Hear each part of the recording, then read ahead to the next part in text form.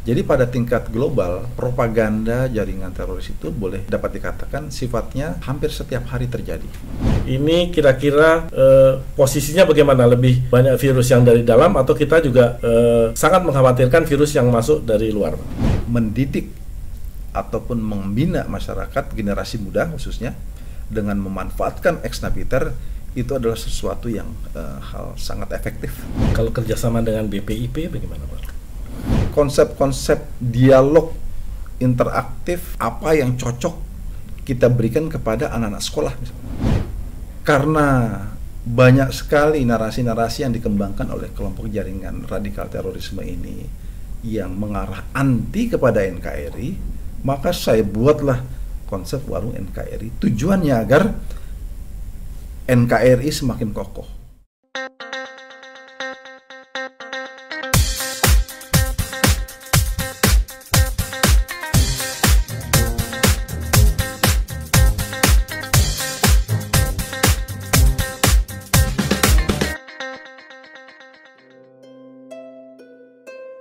Sobat Rakyat Merdeka, sekarang ini saya sedang bersama Kepala Badan Nasional Penanggulangan Terorisme, Bapak Komjen Polisi Boy Rafli Amar. Apa kabar, Pak Boy? Baik, Pak Kiki, sehat. Terima kasih, Pak Boy. Kami mendapat kesempatan untuk berbincang-bincang dengan Bapak, tentu dengan harapan bisa mencerahkan para sobat Rakyat Merdeka dimanapun berada. Insyaallah. Terima kasih atas undangan Pak Kiki. BNPT kan baru saja mendeklarasikan kesiapsiagaan nasional menghadapi ancaman terorisme. Sebetulnya seberapa besar ancaman ini, Pak? Ya, kalau kita lihat memang ancaman terorisme ini kan kategorinya tidak saja dari faktor-faktor domestik, tapi yang lebih dominan ini adalah faktor global. Karena banyak sekali momen-momen, peristiwa-peristiwa, narasi-narasi yang dibangun pada tingkat global, pada akhirnya ketika masuk ke dalam kehidupan masyarakat kita, itu menjadi sesuatu yang dapat mempengaruhi pola pikir dari masyarakat kita, dan kemudian apabila tidak terkendali, apa yang mereka pikirkan itu bahkan bisa melahirkan sebuah peristiwa kekerasan yang bersifat ekstrim. Makanya disebut teror itu adalah karena berdampak terjadinya kerusakan dalam masyarakat, korban jiwa, efek ketakutan yang meluas. Maka hal-hal ini tentu harus terus kita antisipasi. Jadi pada tingkat global, propaganda jaringan teroris itu dapat dikatakan sifatnya hampir setiap hari terjadi. Jadi ini adalah sebuah hal yang harus kita antisipasi, yang harus kita kelola. Jangan menjadi sebuah lahirnya kekerasan ekstrim yang bisa membahayakan keselamatan individu maupun entitas dalam masyarakat kita. Jadi ini kita memberikan pemahaman kepada masyarakat, stratanya apakah mulai dari strata mereka yang ada di sekolah menengah, perguruan tinggi, atau bahkan di kalangan dunia pendidikan yang lain, artinya sampai ke perguruan tinggi,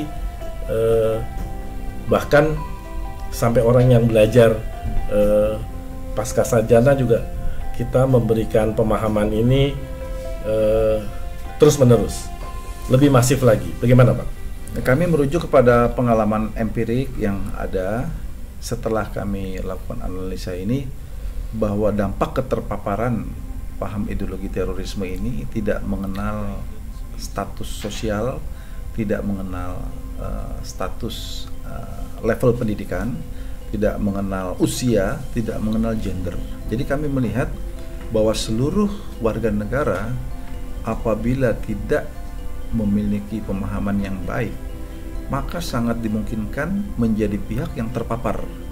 Ya, termasuk mereka yang berpendidikan tinggi, termasuk mereka yang di kalangan memiliki atau katakanlah status ekonominya baik, atau bahkan juga mereka yang memiliki tingkat penghasilan rendah. Jadi ini sangat bisa mengena kepada siapa saja. Jadi inilah yang kami sering katakan sebagai sebuah virus yang dapat membahayakan pola pikir anak bangsa kita. Oleh karena itu, maka kewaspadaan dini, kehati-hatian dalam menyikapi dari narasi-narasi yang dikembangkan oleh mereka agar dapat dipahami secara baik, bijak, tidak salah dalam mengimplementasikan atau menginterpretasikan narasi-narasi yang dikembangkan oleh kelompok jaringan terorisme. Karena kalau tanpa ada pengendalian diri yang baik, pada akhirnya ketika virus intoleransi ini memapar kepada individu atau kelompok, itu bisa dengan mudah merubah cara berpikir dan cara bertindak dari warga masyarakat. Kalau kekhawatiran ini apakah dari dalam saja, artinya virus yang ada di dalam, ataukah ada kita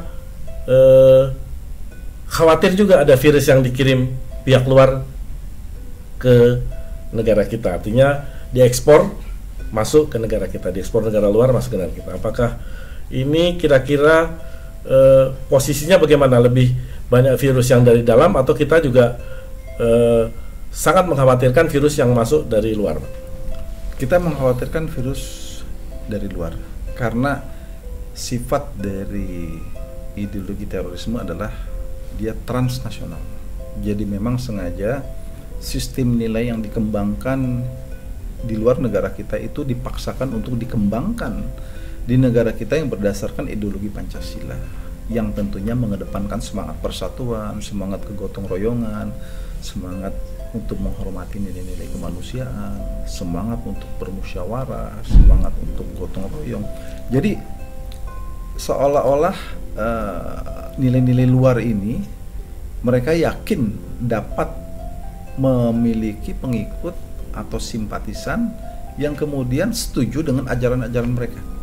Jadi inilah yang kami lihat harus kita waspada, karena kalau faktor dari dalam itu sekarang ini kami melihat sebenarnya kita sudah punya modal yang cukup kuat, tetapi kadang-kadang karena era hari ini adalah era yang digital, jadi masuknya informasi ke dalam masyarakat itu begitu masif dan cepat, dan bisa seketika berbagai narasi-narasi yang mereka buat itu yang mengarah kepada ideologi terorisme ini dengan mudah diterima oleh masyarakat. Jadi seperti tidak ada filter hari ini.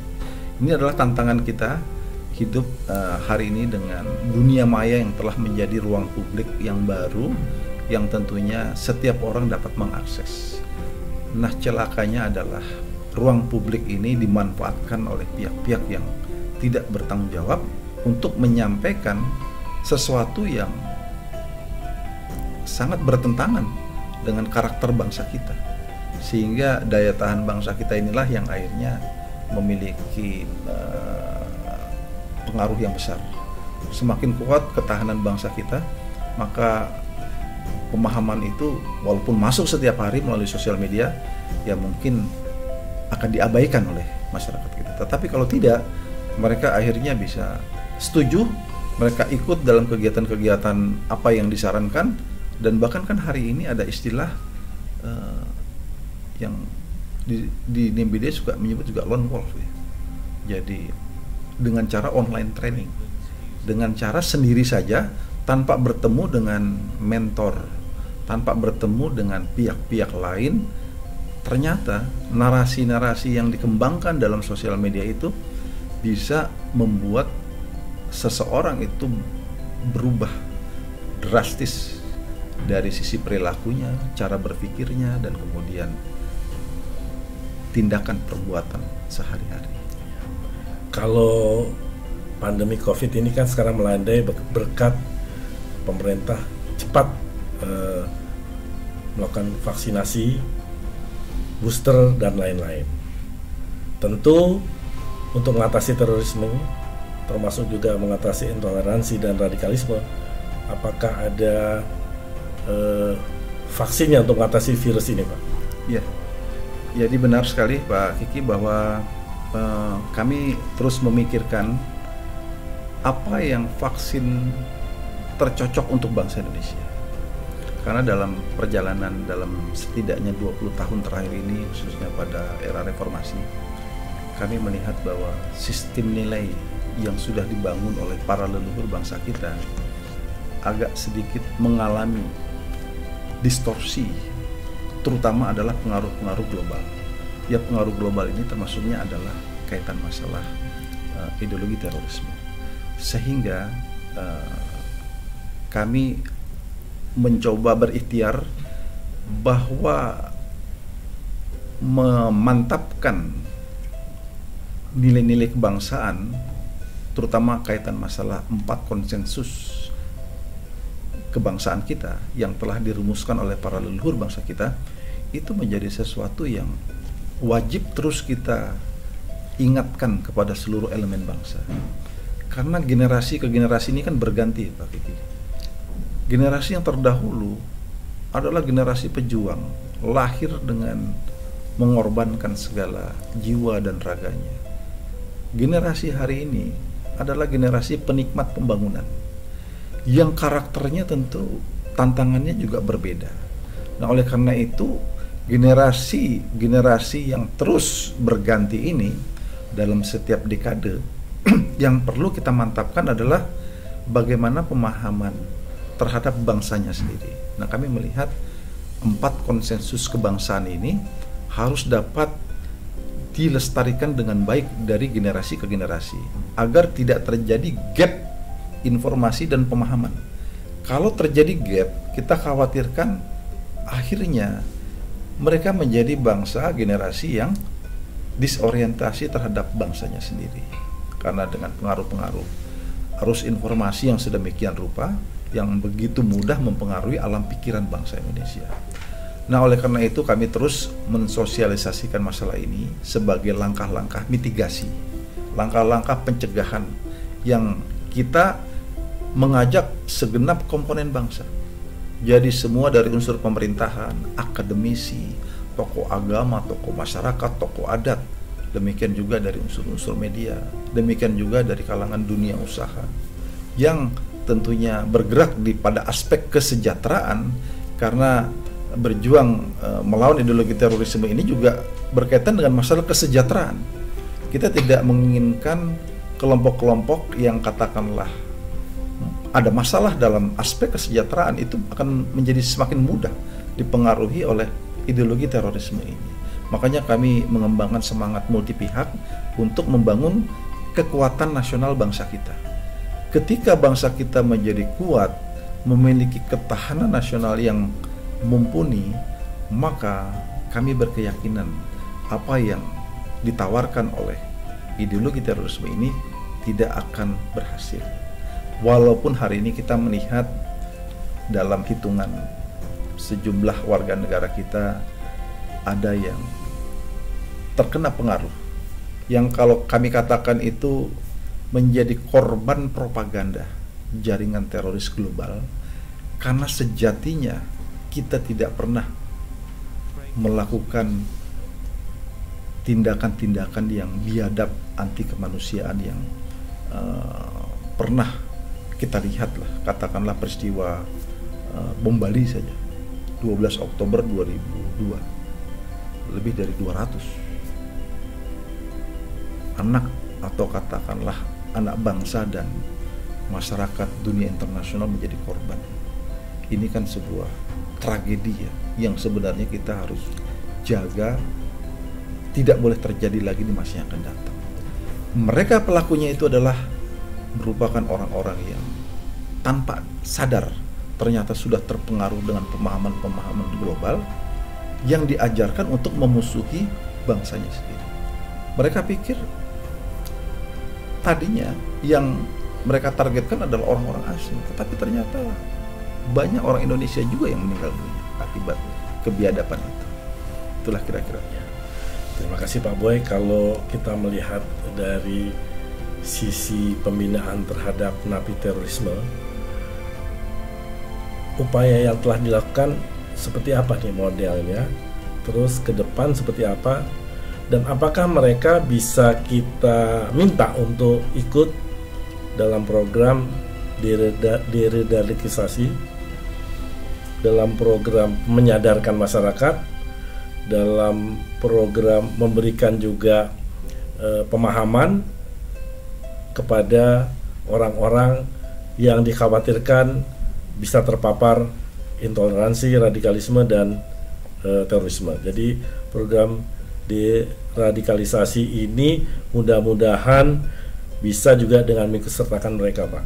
Artinya mereka kita dibina, polanya seperti apa pembinaannya, tentu tadi aspek kesejahteraan harus menjadi faktor utama. Yang telah dilaksanakan apa saja, Pak? Ya, jadi pada dasarnya ada 2 tahapan besar dalam kegiatan deradikalisasi. Pertama dalam proses hukum. Jadi ketika seseorang mulai ditegakkan hukum kepada yang bersangkutan sampai kepada masa pemidanan di dalam lapas, itu adalah kegiatan deradikalisasi yang kita laksanakan di dalam lembaga pemasyarakatan ataupun di rutan-rutan. Yang kedua adalah pasca penghukuman. Ketika mereka lepas, maka ini juga kita lakukan. Untuk yang di dalam, kami melaksanakan program-program deradikalisasi yang kontennya itu adalah kaitan masalah wawasan keagamaan, wawasan kebangsaan, dan psikologi, termasuk pembekalan UMKM. Jadi ada keterampilan-keterampilan yang kita harapkan mereka bisa memiliki hal itu sehingga mereka memiliki kemampuan atau nilai tambah ketika keluar dari lembaga pemasyarakatan. Yang kedua, di luar lapas, setelah mereka keluar, ini ada masa reintegrasi sosial yang perlu kita kawal. Nah, kami di dalam mengawal ini antara lain beberapa kegiatan, di samping ada pembentukan beberapa yayasan di setiap entitas ex-napiter, juga kami saat ini mengembangkan kawasan terpadu Nusantara. Jadi konsep kawasan terpadu Nusantara ini adalah yang pertama keekonomian, yang kedua edukasi, yang ketiga adalah tourism. Jadi 3 aspek ini kita kembangkan yang dapat kita sebut sebagai pola penanggulangan berbasis pembangunan kesejahteraan. Jadi ketika mereka di luar lapas, kami masih bisa berkesempatan berinteraksi dengan mereka dengan mengundang mereka menjadi anggota koperasi yang mengelola kawasan terpadu Nusantara yang isinya di sana ada pertanian, peternakan, perikanan air tawar. Nah, ini tahap pertama kami mengembangkan di 5 provinsi. Jadi Jawa Timur, Jawa Tengah, Jawa Barat, NTB, dan Sulteng.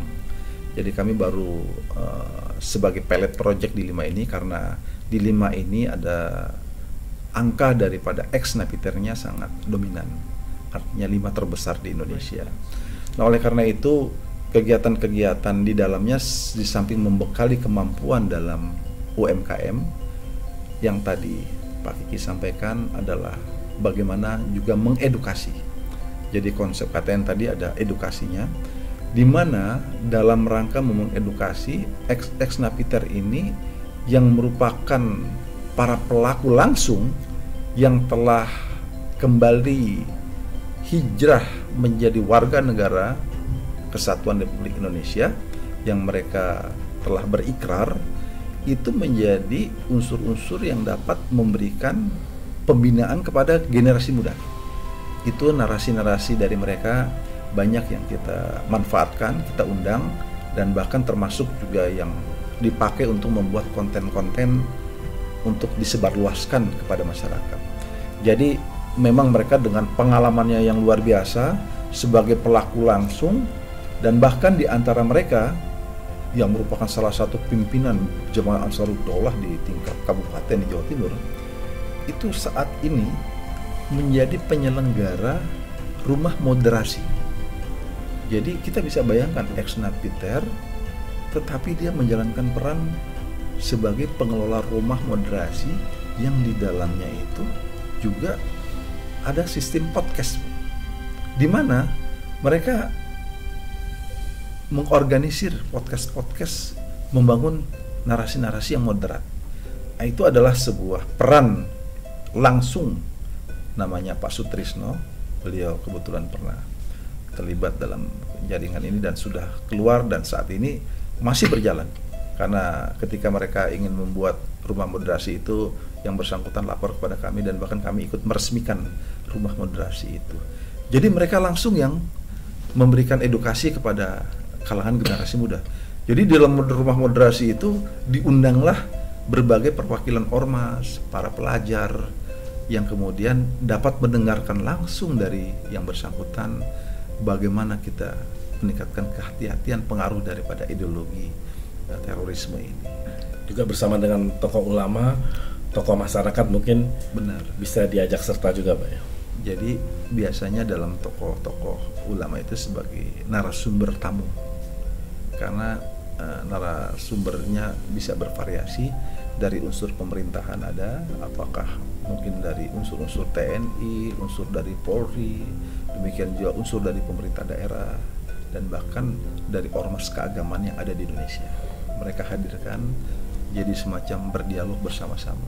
Jadi itu adalah sebuah best practice yang sangat bagus kami nilai selama ini dan bermanfaat karena dilakukan oleh seorang yang punya pengalaman, pernah terpapar, pernah dihukum, dan kemudian menyadari bahwa apa yang terjadi itu sesuatu yang tidak boleh terkena bagi generasi-generasi selanjutnya.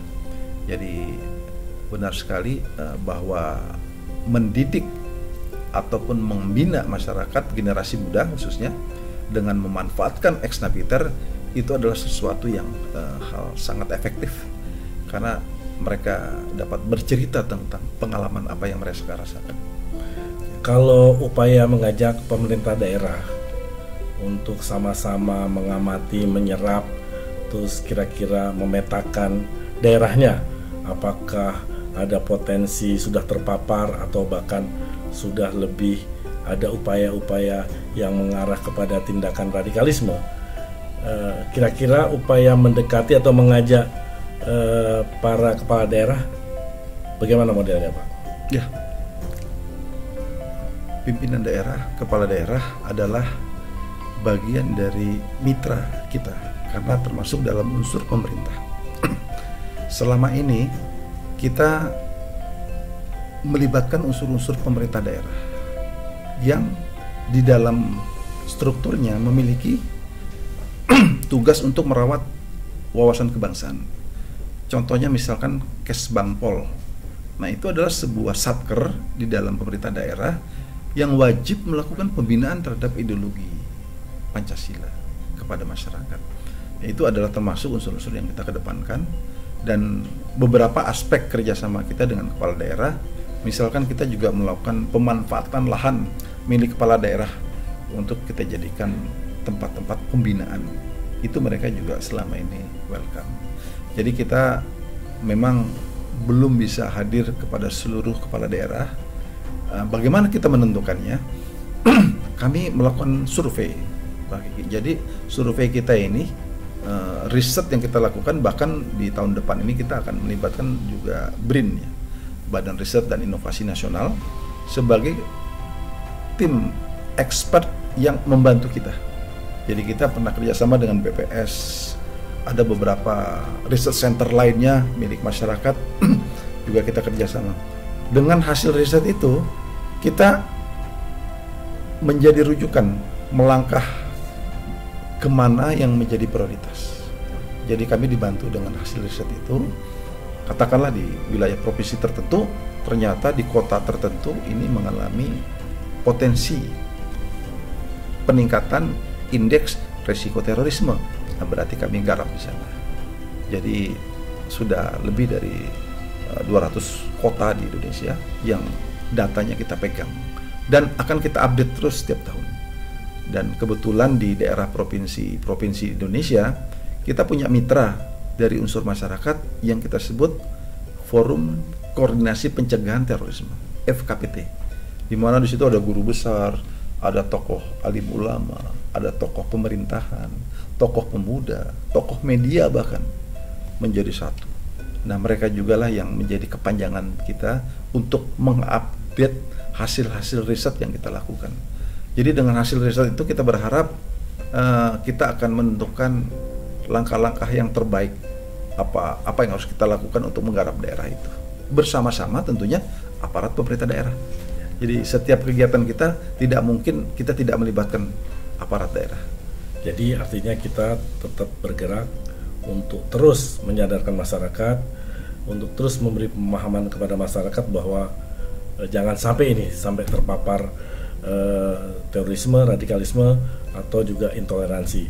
Dan kita tentu harus lebih cepat dari orang-orang yang ingin menyebarkan paham yang tidak benar ini ke seluruh pelosok. Mereka tentu tidak akan diam, tapi kita harus bisa lebih cepat, Pak. Benar. Idealnya kita harus lebih cepat, dan kadang-kadang ya saling balap-balapan. Iya, Pak. Jadi kita tahu mereka di sana, mereka melakukan apa, kita langsung lakukan lagi dengan entitas yang kita yakini menjadi sahabat-sahabat kita. Tapi prinsip kita mencoba merangkul semua, Pak. Karena kan biar bagaimanapun mereka adalah warga negara kita. Jadi tentu untuk upaya tadi pembinaan ex napiter kan butuh pembiayaan yang cukup besar. ya, Bagaimana kita mungkin Pak Boy mengajak stakeholder yang lain supaya juga bisa ikut serta Ya. dalam program pembinaan ex napiter ini. benar, Pak. Jadi karena kita sudah juga memiliki jalinan kerjasama dengan kementerian-kementerian, termasuk Kementerian BUMN, termasuk jajaran Kementerian BUMN, seluruh unit usaha yang tersebar di berbagai daerah maupun tingkat pusat, karena satu-satu kita ajak menjadi mitra dengan melakukan perjanjian kerjasama. Kita ada MOU dengan kementerian, kita melakukan perjanjian kerjasama, dan beberapa program itu kita undang beliau-beliau dari badan usaha. Karena tadi kan pentahelix kami itu 5 pihak itu ada dunia usaha, di mana ada yang memberikan fasilitas ataupun membangunkan sarana peternakan, ada yang menyumbangkan sarana perikanan, ada yang juga memberikan bibit jagung, ada juga yang meminjamkan lahan seperti perhutani misalkan. Itu kan BUMN perhutani. Itu bisa bikin kebun kopi, Pak. Benar. Jadi salah satu kebun kopi yang kita buat di Temanggung, Pak. Jadi Temanggung itu kebetulan lingkungan masyarakat di sana sudah petani kopi. Kita dapat pinjam dari perhutani 100 hektar. Ya tentunya juga termasuk yang kita manfaatkan bergabung dengan koperasi masyarakat sekitar. Siapa yang kita ajak? Ex napiter untuk bergabung dengan masyarakat setempat, sehingga mereka bisa belajar menjadi pelaku usaha. Nah, dengan cara proses reintegrasi ini, kami melihat nanti pada akhirnya akan menularkan kultur usaha yang positif di kalangan ex napiter, karena ya mereka selama ini karena mungkin menghadapi pengaruh-pengaruh dan menjalani hukuman, ya tentu banyak sekali kendala yang dihadapi. Tetapi kami dampingkan dengan tokoh masyarakat. Jadi kami tidak melepas begitu saja, kita dampingkan, dan bahkan kita juga mengundang dari Kementerian Pertanian untuk bisa memberikan pelatihan-pelatihan kepada kelompok tani. Jadi semua masyarakat multi pihak kita ajak. Diajak, Pak, ya? Membuktikan bahwa negara hadir. Kami ingin membuktikan bahwa negara tidak diam dalam proses penanganan di tingkat hulu sampai ke hilir. Kalau warung NKRI bagaimana, Pak? Nah, warung NKRI adalah sebenarnya konsep kontra narasi. Karena banyak sekali narasi-narasi yang dikembangkan oleh kelompok jaringan radikal terorisme ini yang mengarah anti kepada NKRI, maka saya buatlah konsep warung NKRI. Tujuannya agar NKRI semakin kokoh. Karena di dalam konsep warung itu, warung sendiri merupakan kepanjangan tangan, akronim Wadah Akur Rukun Usaha Nurani Gelorakan NKRI. Jadi di dalam konsep warung yang ada transaksi jual beli makanan dan minuman, kami menselingkan dengan kegiatan dialog-dialog obrolan kebangsaan.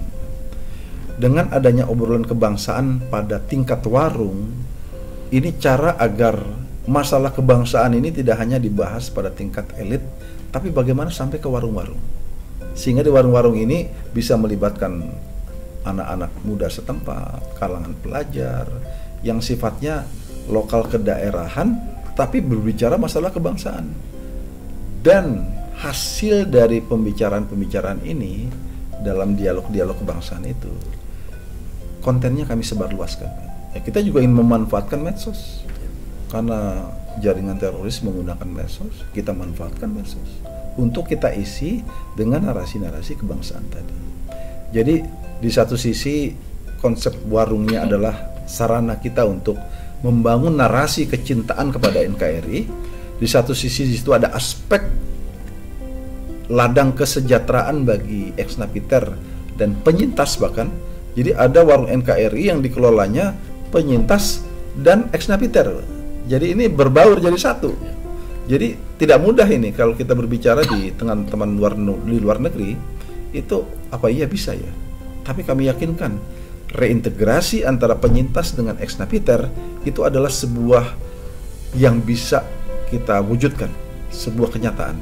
Jadi kami contohkan pihak pengusahanya ex-penyintas ini yang pernah menjadi korban terorisme, ternyata ketika berbaur dengan ex-napiter itu terjadi sebuah semangat persaudaraan yang tinggi, saling bisa memahami, tidak boleh ada lagi dendam di antara satu sama lainnya.